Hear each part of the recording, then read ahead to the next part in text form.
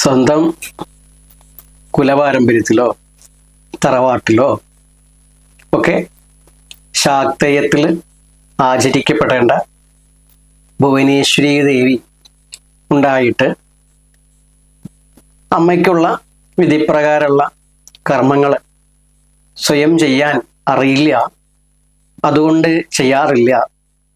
അതല്ലെങ്കിൽ അത് ശാക്തേയത്തിൽ ചെയ്യാൻ അറിയാത്തത് കൊണ്ട്, കർമ്മവിധാനങ്ങൾ അറിയാത്തതുകൊണ്ട് പുറത്തുനിന്ന് ആളുകളെ വിളിച്ചാണ് ചെയ്യിക്കണേ.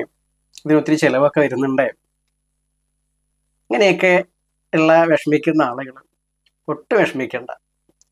ഈ അമ്മയ്ക്ക് ഭുവനേശ്വരി ഭാവമുള്ള നമ്മുടെ തറവാട്ടിൽ മച്ചകത്തൊക്കെ ഇരിക്കുന്ന ഭഗവതി പുറത്തിറങ്ങിയിട്ടുണ്ടാവും. എന്നാൽ പോലും ആ ഭഗവതിക്ക് അല്ലെങ്കിൽ അമ്മയ്ക്ക് നമുക്ക് ക്രിയ അറിയാത്തത് കൊണ്ടും സാധന ഇല്ലാത്തത് കൊണ്ടും സമ്പ്രദായം അറിയാത്തതുകൊണ്ടും ശാക്തേയം മുടങ്ങണ്ട. താല്പര്യമുള്ളവര് ഇങ്ങോട്ട് പോന്നോളൂ.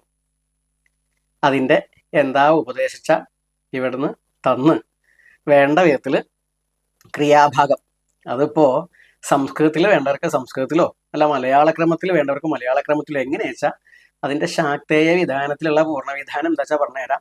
ഈ ശാക്തേയം ഒട്ടും വയ്യാന്നുണ്ടെങ്കിൽ അതിനനുകൽപം വെച്ചിട്ടുള്ള വിധാനം പറഞ്ഞുതരാം. അപ്പൊ അതൊന്ന് ആചരിച്ചു കഴിഞ്ഞാൽ അമ്മ ഭക്ഷണി അടക്കില്ലല്ലോ. അപ്പൊ അമ്മ ഭക്ഷണി അടക്കരുത്. ഒരു തറവാട്ടിലെയും ഇരിക്കുന്ന ആ വരാശക്തി ഭുവനേശ്വരി അമ്മ ഭക്ഷണി അടക്കരുതേ എന്ന് എഴുതിയിട്ടാണ് നമ്മളിത് പറയുന്നത്. അതുകൊണ്ട് ഇനി പൈസ ഇല്ലാത്തതുകൊണ്ട് പഠിക്കാൻ പറ്റില്ല, പറഞ്ഞുതരാത്തതുകൊണ്ട് പഠിക്കാൻ പറ്റില്ല എന്ന് പറയരുത്. സ്വന്തം കുലദേവതയോട് പരദേവതയോട് ആത്മാർത്ഥമായ ഭക്തി, കുടുംബത്തിന്റെ ഐശ്വര്യം ഒക്കെ പ്രതീക്ഷിക്കുന്നവർക്ക് ഈ വഴി വരാം. പിന്നെ ഒരു പ്രത്യേക കാര്യം, ഇതൊരു പൂജാപ്പടിയാക്കാൻ ആഗ്രഹിക്കുന്നവർ വരരുത്. പിന്നെ ഓൺലൈനിലുണ്ടോ, ഓൺലൈനിൽ പഠിപ്പിക്കുമോ എന്ന് ചോദിക്കുന്നവരോട് അങ്ങനെയൊക്കെ പഠിക്കണമെങ്കിൽ ഇവിടെ അതിൻ്റെതായ ഫീസൊക്കെ ഉണ്ട്. അത് ചിലപ്പോൾ 25,000 50,000 ഒക്കെ ആയിരിക്കും ചിലപ്പോൾ ഫീസ്. ഇപ്പോൾ ഓൺലൈൻ ഒന്നുമല്ല, സ്വന്തം അമ്മയ്ക്ക് വേണ്ടിയിട്ട് 2 അടി നടന്ന് കുറച്ച് കഷ്ടപ്പെടാൻ ആഗ്രഹിക്കുന്ന അല്ലെങ്കിൽ തയ്യാറുള്ള ആളുകൾ മാത്രം ഈ വഴിക്ക് വന്നാൽ മതി. അവർക്കുള്ള ഉപാധി എന്താ വെച്ചാൽ ഉപദേശം താല്പര്യമുള്ള പക്ഷം ഇവിടുന്ന് ഒരു ഗുരുസങ്കല്പം കാണെങ്കിൽ ഇവിടുന്ന് പറഞ്ഞുതരാം.